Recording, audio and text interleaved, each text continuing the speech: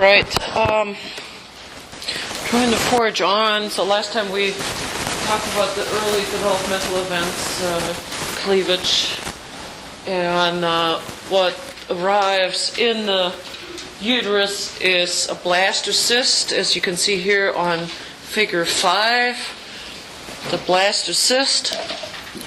And this is a blastocyst in section.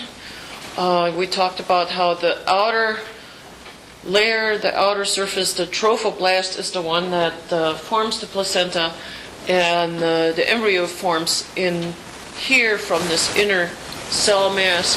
Here you see a mouse embryo implanting or getting ready to attach to the uterine lining. The uterine endometrium has receptors that attract this early embryo, this blastocyst. There's a binding of the trophoblast to the uterine lining, and then that triggers the proliferation of the trophoblast into two distinct things. It gives rise to a blob of tissue that grows into the uterine lining, and that the blob is called the syncytial trophoblast.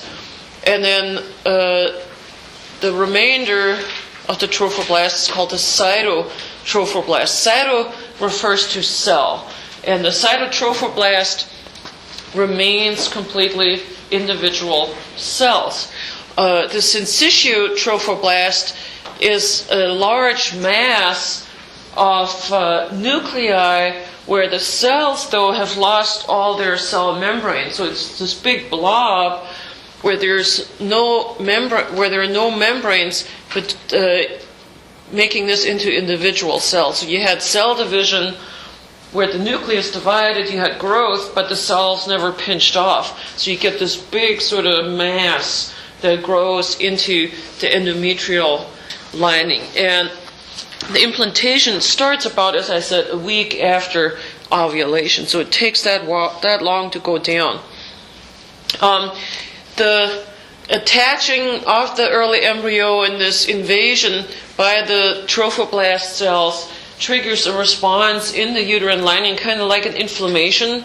It will send increased blood supply there. Remember inflammation, we had that redness, heat, swelling, all those things that are really the result of blood going to the area. And the uterus really responds to this kind of like an inflammation response.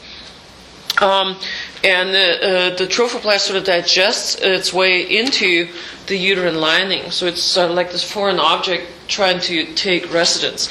And eventually, as you can see in the mouse embryo, it actually comes to be completely embedded in the endometrium. So it sinks deeper and deeper and attracts blood vessels to it. Now, this whole implantation takes a while, and at the end of the luteal phase, we need to make sure that the corpus luteum is maintained, so we don't have the drop-off of the two hormones, progesterone and estrogen, that would ordinarily trigger the onset of menstruation. So there's really sort of a critical period at the end of the cycle that the embryo now needs to send a signal to the corpus luteum. Watch it, I'm here, I'm trying to take hold in the endometrium, keep making progesterone and estrogen so we don't get the onset of a menstrual cycle. And that is done by a hormone called human chorionic gonadotropin.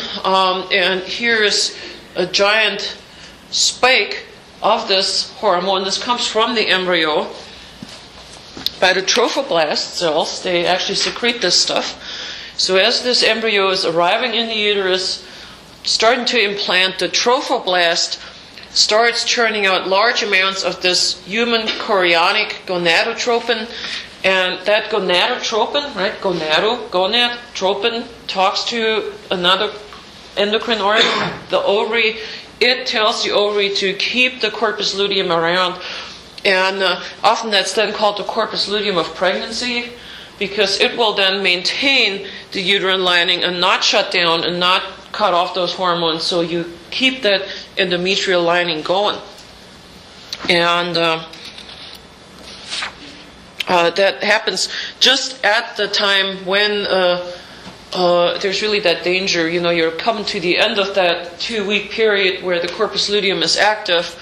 One of those 2 weeks is already lost, just traveling down to the uterus. So you have a week to start implanting before the onset of the next period would happen. And in that week, it needs to start making this hormone, and that then maintains the corpus luteum. And then the corpus luteum makes more and more of the progesterone and estrogens over time. So here we have fertilization, and look at how these hormones go up over the course of the pregnancy. And these high hormone levels have all kinds of influences on the mother during the pregnancy. And the corpus luteum starts to disintegrate then even in pregnancy after about 2 to 3 months. And that's another critical period where there's a relatively high possibility of miscarriage when that corpus luteum finally does disintegrate. But at that point, you hopefully have a placenta fully established, and that the placenta starts making enough of the hormones from there to maintain the pregnancy from there on out. So that the first trimester is a critical period with miscarriages and so on, because all of these things have to be just right to maintain that pregnancy. You can't have the corpus luteum disintegrate prematurely, and you need to make sure it then stays around long enough for the placenta to be big enough to keep maintaining the pregnancy. And the placenta starts really doing that job after about those 2-3 months, right at the end of the first trimester. So mostly, once you make it into the second trimester, you can be fairly confident you're probably not going to miscarry after that. The incidence of miscarriage is much lower if you make it through that first trimester. Just to give you some idea, people have calculated the percentages of 100 eggs that come in contact with sperm. About 85% of those get fertilized. About 70% implant, so some don't implant. 45% survive to the 4 weeks. 35% survive 8 weeks, and about 30% survive the whole coming to term. So there's a huge loss of potential fertilized eggs early on in pregnancy in that first trimester. And a lot of times the loss is so early you don't even know there was a potential fertilized zygote there, a fertilized egg. So it's usually the thinking is there's something wrong with the hormones in mom, or something with the development of the fetus, that it didn't last. You don't have to know those numbers. I just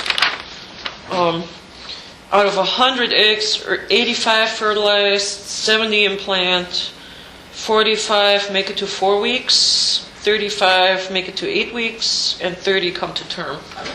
This is from a British study. Obviously, you can imagine that's a little tough to get to, that kind of data. All right, so where were we? Oh, implantation. So implantation then is followed with actually building a placenta, and that takes a while. So here, implanting 7.5 days. After about a week we're implanting. This is 12 days, this is 16 days. So you get an elaboration of the trophoblast components. I don't want to get into a lot of detail how that exactly happens, but just remember it's a trophoblast, right? The trophoblast participates in the placenta. The inner cell mass turns into the fetus. And here they start color coding this, and you don't have to worry about this stuff. This is developmental. So the blue and yellow bits, and then the red bits here in the middle, this will be the embryo ultimately. And the trophoblast just really grows into the uterine lining. There's an inflammation response. The uterus sends blood vessels to that area. You get maternal blood vessels invading, and then you get more and more in a sort of interlocking of fetal and maternal contributions. So you see the fetal components here grow these little posts, and then maternal blood vessels really dilate and form large blood spaces. And then later on, here we're at 4.5 weeks. These are fetal extensions, and then mom's larger blood sinuses. So it's kind of like a lock and key. I don't know how else to describe it with my fingers, right? If this is fetal and then there's the maternal, and it comes very close together.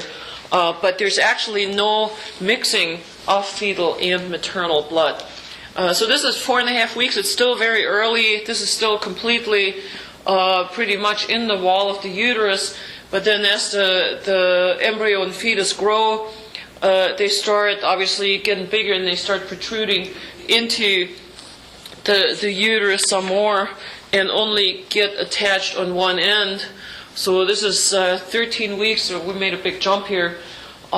Still pretty small, but here we're looking at the fetus right there, the umbilical cord, and then you have all the placental stuff sort of in the disc on one end. And humans have the disc-shaped placenta. Other mammals, there are all kinds of different shapes of placenta, so just know that this is not the only way to make it, but we have a disc-shaped placenta.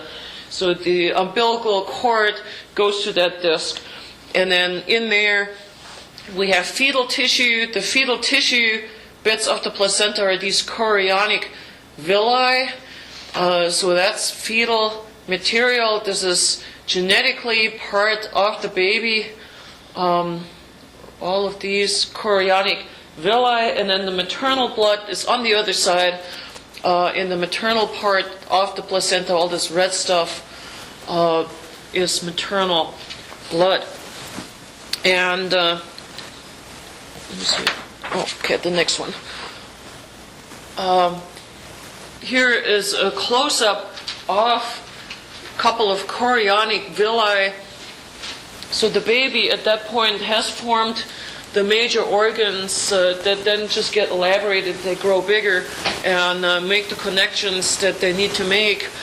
And in the baby's umbilical cord, we have 3 blood vessels.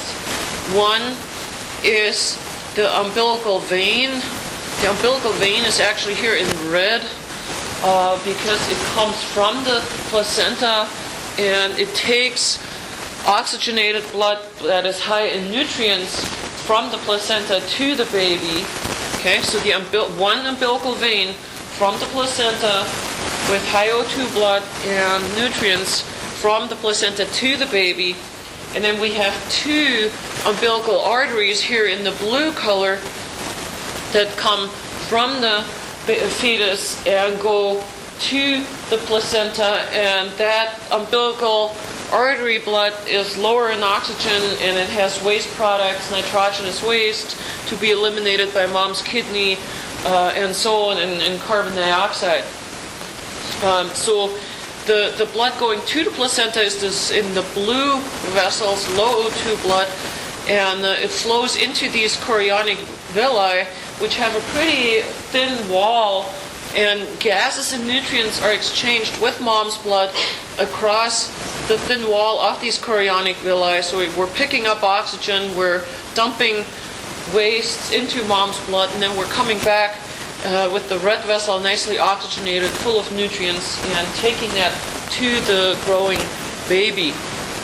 And again, no direct mixing of maternal and fetal blood. Fetal blood actually has a different kind of hemoglobin. Fetal hemoglobin has a high affinity for oxygen, higher than the adult, to be able to strip oxygen away from the maternal blood. And this is something that takes, after a baby is born, several weeks for that hemoglobin to be broken down as blood cells age, and the adult hemoglobin is put into newly forming red blood cells. So for a while, babies kind of have an advantage at getting oxygen, but it's a slight disadvantage in dumping that out on the tissue level. So they're able to strip oxygen from the maternal blood because their hemoglobin has a higher affinity for oxygen. The chorionic villi genetically being part of the baby growing from that blastocyst, from that trophoblast, this is a good way of doing genetic testing if you are worried or if you have family issues. And here's a picture from a website from the Mayo Clinic. Early on in pregnancy, you can do what they show here, and this is called chorionic villus sampling, CVS. And they go in through the vagina and through the cervix of the uterus and take a small sample of placenta, and then you get that fetal tissue, and you can grow that in the petri dish, and very quickly you can get enough tissue to very quickly determine if there are any major genetic abnormalities. There's some genetic issues that people can look for, that gene that may have the result in the bad protein that's made, that you may have really bad issues that are incompatible with life or a poor outcome overall. And then people can make a decision if they want to continue with a pregnancy that may be doomed or not. And the good thing about this one is you can do it fairly early. So at 10 weeks, I think they go up to 16 weeks at the latest doing this. For the other type of testing that you may have heard of, the amniocentesis, you have to be much further along. And then they poke a hole through the belly and through the wall of the uterus, which is much more disruptive. So this is a better thing to do if there are genetic things that run in your family. Okay, where are we? Practice question.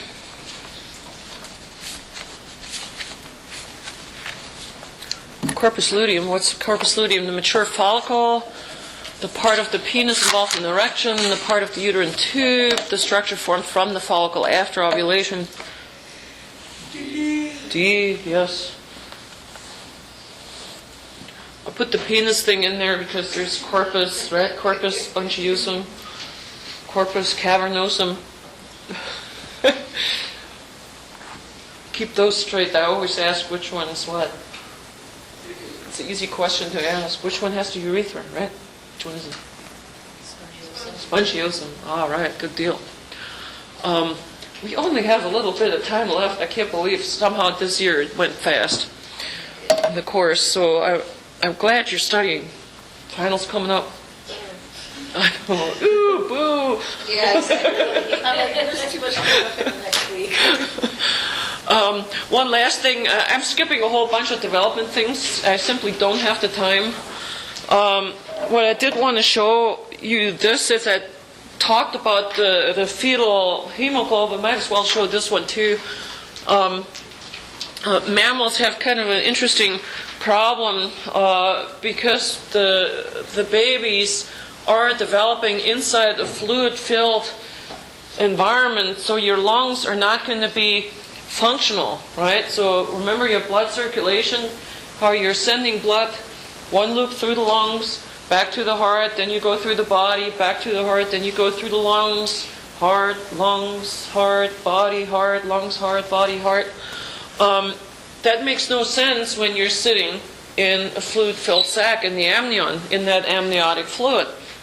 And the lungs in a fetus are actually kind of shriveled up because they've not taken a breath. There's some fluid in the upper respiratory passages, but as the lungs are forming, there are not air-filled spaces. Where would that air come from? So they're kind of shriveled up, which makes it really, really hard for blood to actually get pushed into the lungs. And we need to keep the blood circulating, though, to build the rest of the body. So fetal mammals have mechanisms to route the blood past the lung, so it doesn't all have to go into the lung. And that's what's illustrated here on the left in figure 14. Here's the disc-shaped placenta in humans. The big red vessel brings oxygenated blood into the belly button here, the umbilical, and then it heads up through the liver. There's a big channel that runs through the liver that gets closed off later because the liver doesn't really function yet either. And then it dumps all that good blood into the inferior vena cava. And there it mixes with venous blood from the rest of the body. So you have sort of mixed blood arriving at the heart. Inferior vena cava goes to right atrium, right? And then ordinarily you would go from the right atrium to the right ventricle, up the pulmonary trunk into the lungs. Now the lungs are shriveled up, right? So we can't really push a lot of blood in there. So we have two ways of going past the lung now. The first is an opening that's right in the wall of the atria between the right and left atrium. And where's the label there? Foramen ovale. That now blood can come up here into the right atrium and head through that foramen into the left atrium, and then it goes the usual route, the foramen ovale. So a lot of the blood bypasses the lung that way. You have a hole in the heart between the right and left atrium, that foramen ovale, and we can go with our venous blood from the vena cavas and head over to the left side, and we're good to go. Up into the left ventricle, up the aorta, into the body.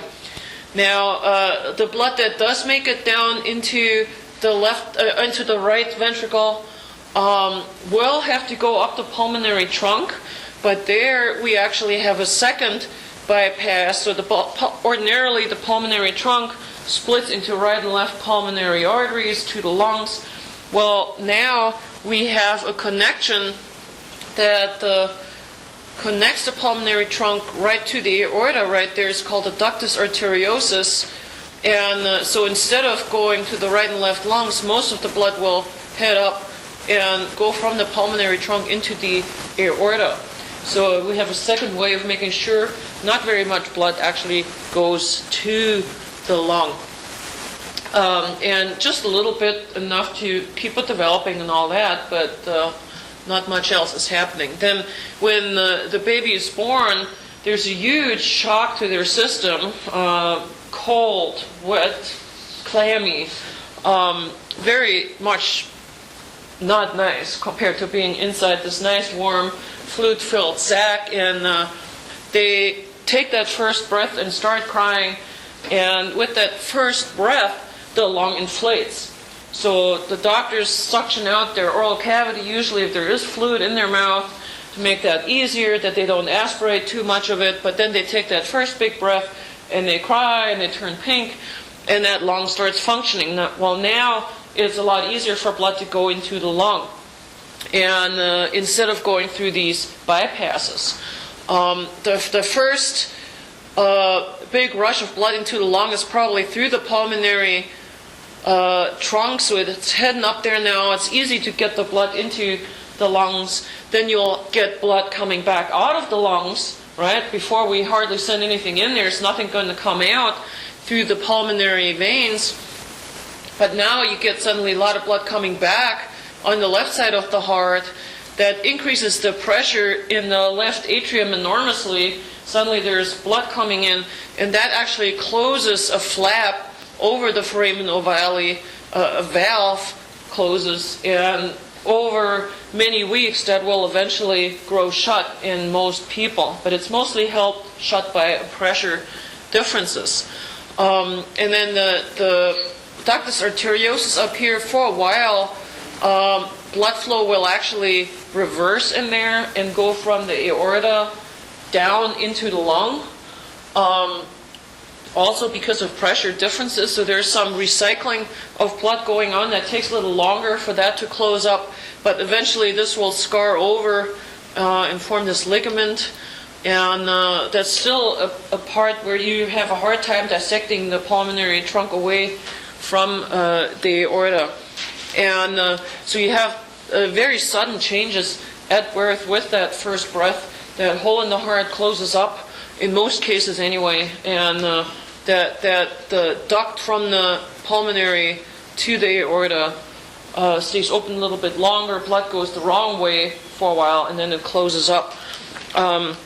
So that may actually take a whole year for that ductus arteriosus to close up fully. So there's some recycling of blood going on. It goes from the aorta into the pulmonary trunk as opposed to the other way because of the pressure, right? Remember, the left side is so much more muscular, generates a lot more pressure. So there's always a much higher blood pressure up here than in there. So that's why it goes backwards in there. Now that the lungs are inflated and blood can go in there.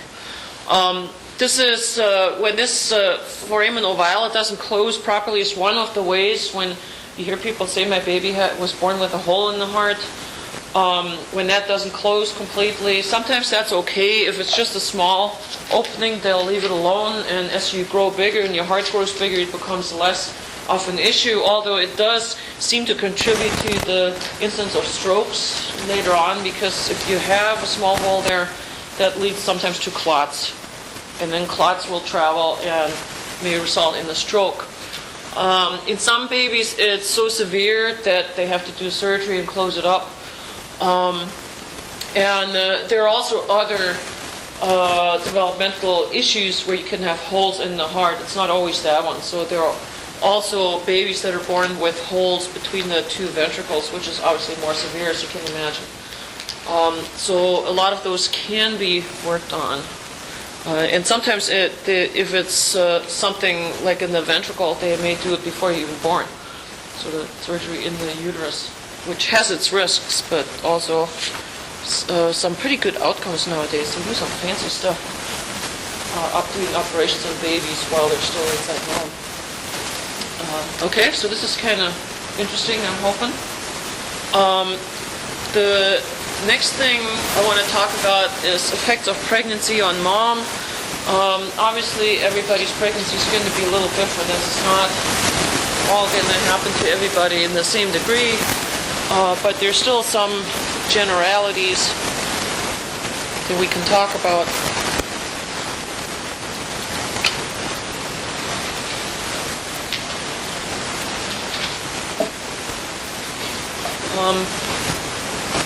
Increased vascularization overall. The reproductive organs, obviously, as the uterus grows bigger, you need more blood to transport to the uterus. Once that baby gets bigger, it needs a lot of resources, so the blood vessels to the uterus really get much, much bigger in diameter and really put a lot of blood in there. A lot of your weight gain during pregnancy is increased blood volume for mom, simply from vascularizing and supplying all these reproductive organs. So lots of increase in vascularization. Changes in the breasts. There's an enlargement in the breasts as the glandular tissue that makes the milk starts to proliferate, and the fat's still there, so they get bigger over time. The hormones seem to lead to a darkening of the areolae, at least in some people. But definitely breast enlargement as they get ready to produce milk at the end of pregnancy. Some people have this increased pigmentation, cholasma. Sometimes it's called the mask of pregnancy. So you get sort of freckles where you didn't have them before, and that's also from the very high hormone levels, estrogen, progesterone.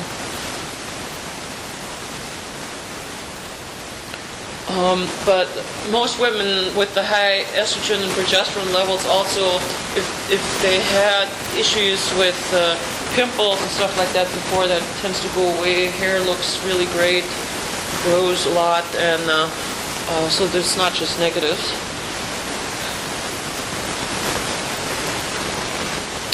Obviously, the uterus gets bigger to accommodate the growing baby, and the uterus, a lot of it is stretching, but it also grows bigger. The smooth muscle is really irregular in there, and it is able to really stretch out quite a bit and grow also bigger. And you see at 7 months, we're already taking up a lot of space in there, and the organs are really starting to get crowded during that last trimester, and here we're reaching the xiphoid process up here at the bottom of the sternum, so pretty much your whole abdomen is taken up by the uterus. And that leads to all kinds of issues, this crowding, and carrying all that weight. One is lumbar lordosis, so that your lower back has to arch more to keep you in balance.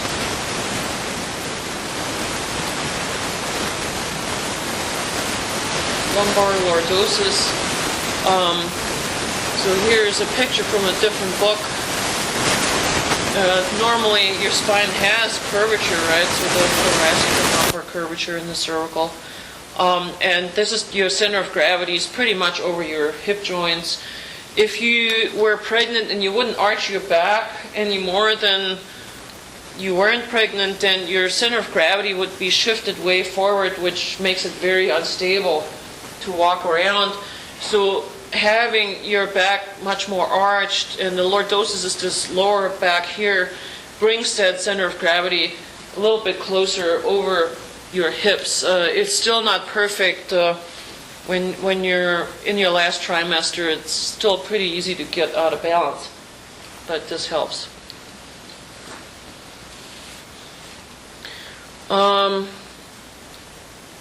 Then morning sickness. Some people have morning sickness. The thinking on that is really variable. People suggest it might be a protective mechanism, that if there's even the smallest chance you might poison yourself with something you rejected, you get nauseated.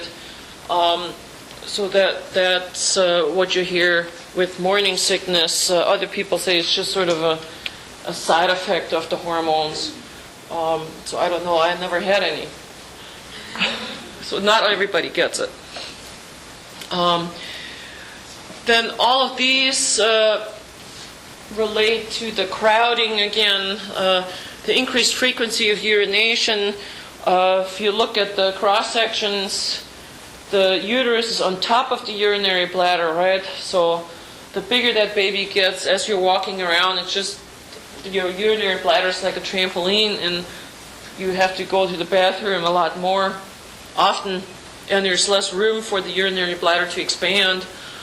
So all of that has to do with increasing your frequency of urination. Plus, also your kidneys are clearing all that nitrogenous waste from the baby. Constipation, simply the crowding, there's less motility. There's just less room. That baby is laying on your intestines depending on how you are situated, and that can lead to constipation. There's just the intestinal motility is just not there. Also, some of the nerves that go to the walls of the intestine may be pinched depending on how you're positioned. Heartburn from crowding the stomach upwards against the diaphragm.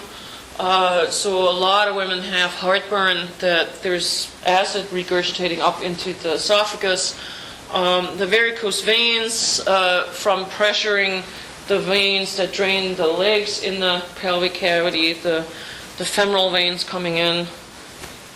So that tends to be also an issue. And in general, swelling of the legs with the lymph drainage, same idea.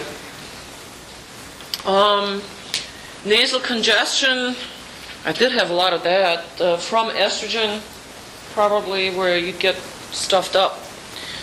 And increasing respiratory rate. A lot of this towards the end of pregnancy is simply you have no room to lower your diaphragm. So your chest kind of puffs out and you take a lot of shallow breath instead of deep ones. You just cannot expand your thoracic cavity the same way as you did with all that in the way. You can't flatten that diaphragm. Blood volume increases a lot, and a lot of the weight loss after having a baby is getting the blood volume back to normal. So that services all that increased vascularity in the placenta and so on. All right. Initiation of labor.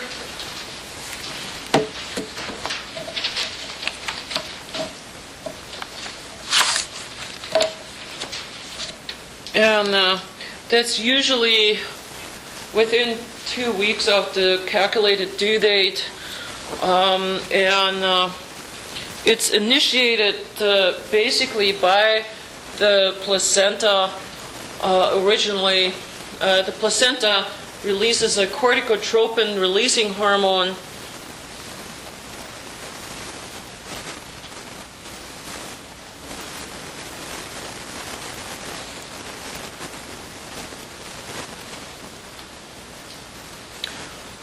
And then that goes to the anterior pituitary to trigger ACTH, adrenocorticotropic hormone.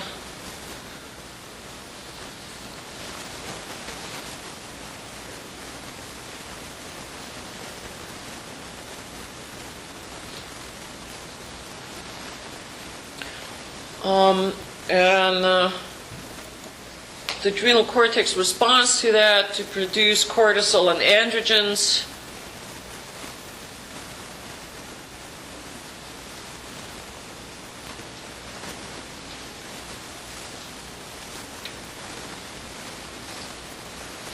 So you're getting kind of a stress response from the adrenal. DEHA is the androgen. It stands for dehydroepiandrosterone. Don't worry about that. It's just a male type of androgen.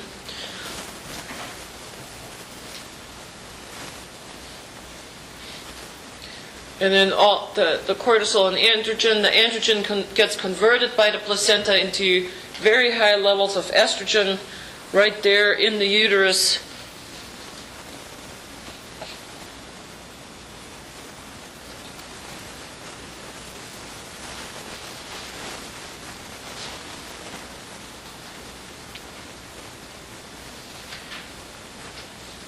And these super high estrogen levels in the uterus trigger the formation of oxytocin receptors on the smooth muscle of the uterus. So proliferation of myometrial oxytocin receptors.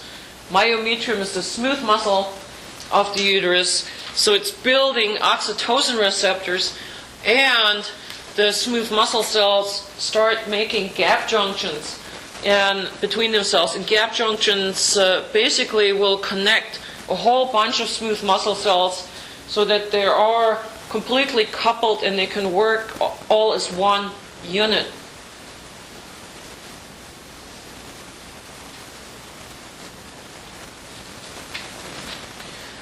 And the oxytocin receptors, the gap junction overall, make the uterus much more irritable, meaning you can trigger it to contract much more easily, trigger contractions.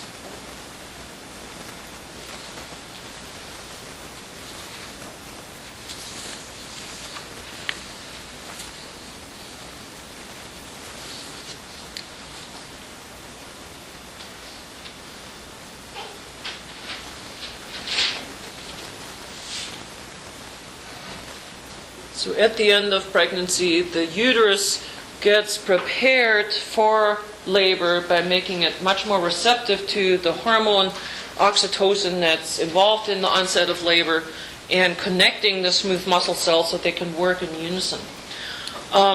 There are other hormones from the placenta, collectively called the prostaglandins, that help in that process.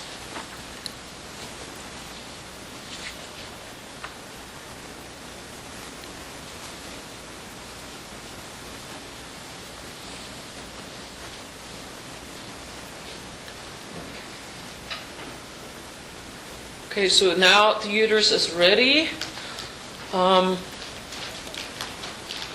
Then the labor really starts with the pituitary releasing oxytocin.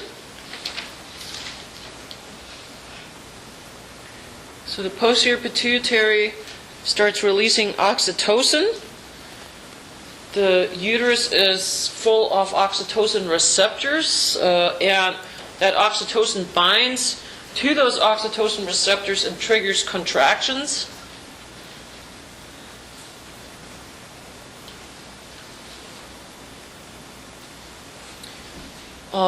The contractions force baby down into the cervix, and this gradually stretches the cervix, and there's a positive feedback loop from stretch receptors, mechanical stretch receptors in the cervix that trigger the release of more oxytocin from the pituitary, and more stretch and more oxytocin and more stretch. And it's a gradual process to gradually widen the cervix, opening it up. Eventually you start seeing an opening. Nurses will check how far you are dilated, right? And once you're completely dilated, then you switch into a different stage of labor. We also know that the oxytocin inhibits the fetal neurons for giving him some protection during potential low oxygen periods during delivery. So their oxytocin has a protective function on the baby as well.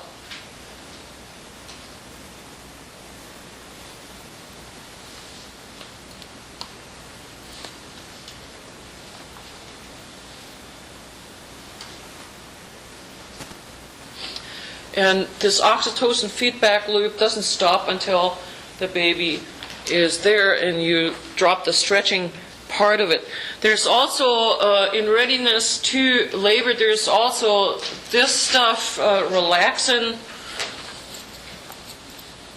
Relaxin is also from the placenta, and it softens up the pubic symphysis to give a little bit more flex in the pelvis. It actually softens all the collagen, so your joints overall get a little bit more loose with this, but the purpose is to soften the pubic symphysis. So there's a little bit of give there, a little bit more flexibility to make room for that baby. And here is a diagram, figure 17 from your book, that has some of this stuff on it that gave you a little more. The big thing is we need to build oxytocin receptors, right, to make it more irritable. And then the oxytocin, so I talked to you about how you get these higher estrogen levels. So that was all upstream, all that stuff you wrote down.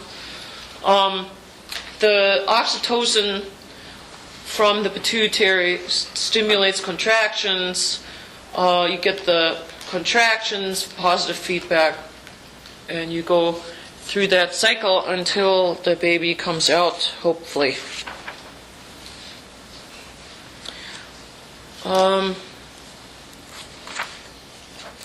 Let me stop here. I don't think I can do all the labor stuff in 5 minutes or 4 minutes.